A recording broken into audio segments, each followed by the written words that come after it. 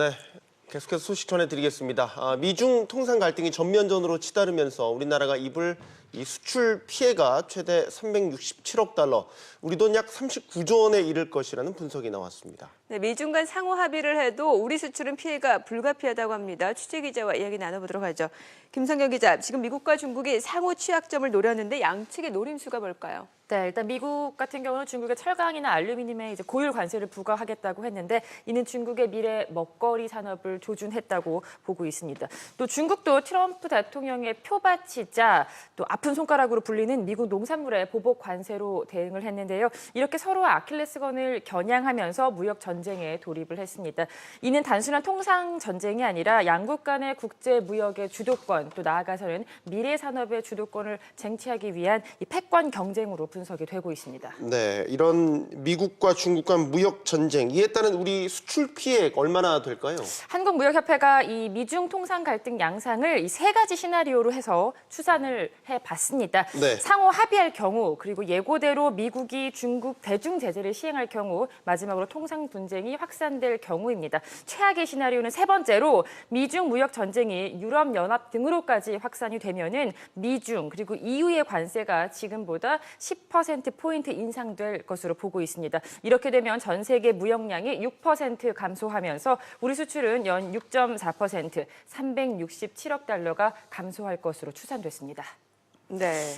또 가장 이게 사실 가능성은 낮지만 이런 전면 확산을 배제할 수는 없는 상황이라고 덧붙였습니다. 그럼 이런 최악의 상황이 아닐 경우는 어떻습니까? 미국이 이제 500억 달러 상당의 중국산 제품에 25%의 관세를 예정대로 부과할 경우 여기서 이제 갈등이 봉합된다고 보면 우리의 피해가 가장 적을 것으로 추산이 됐습니다.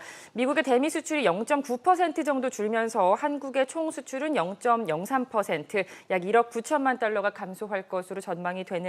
그리고 이 경우가 가장 가능성이 높은 것으로 점쳐지고 있습니다. 네, 자, G2 간 물밑 협상을 통해 합의할 가능성도 지금 뭐 얘기가 나오고 있잖아요. 그런데 이 경우에도 우리나라가 심각한 타격을 받을 수 있다, 이런 얘기인가요? 그렇습니다. 그러니까 중국이 미국산 반도체 수입 확대 등 이 미국의 요구를 수용하면서 통상 마찰이 마무리가 되고 수용이 될 경우에 오히려 우리의 수출 규모는 또 감소할 수 있는 것으로 전망이 됐습니다. 우리의 대중 반도체 수출이 미국산에 밀려서 감소하기 때문인데요. 무역협회는 한국 총 수출이 0.7%, 약 40억 달러가 줄어들 것으로 내다봤습니다. 네. 또 업종별로는 미국으로 재수출이 되는 비중이 가장 큰 전기 기기의 피해가 가장 클 것으로 내다봤고요. 미중 간 무역 전쟁에 지금 농산물 관세가 포함돼 있지 않습니까? 때문에 네. 미국이 한국산 농산물 시장을 추가로 개방할 것을 압박할 것으로 내다보고 있습니다. 예. 네. 자, 지금 우리 수출 전선의 G2 간의 통상 갈등도 큰 문제인데 여기에다가 또 최근 환율 급락도 큰 걱정거리 아니겠습니까? 맞습니다. 어제는 어땠나요? 이틀 연속 지금 연 저점을 경신하고 예. 있었는데 네.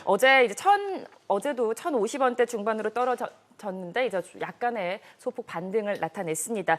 하지만 지금 현재 전망은 좋지 않은 상황인데요. 일각에서는 이 원달러 환율이 1,000원 아래로 가고 또 심지어 900원대도 흔들릴 수 있다는 예측까지 나오고 있는 상황입니다. 상황이 이렇지만 이달 중에 지금 미국 재무부가 환율 조작국을 지정하는 환율 보고서 발표를 앞두고 있기 때문에 우리 당국이 외환 시장에 섣불리 개입할 수 없다는 게 또 문제로 지적되고 있습니다. 네, 김성경 기자 잘 들었습니다. 잘 들었습니다.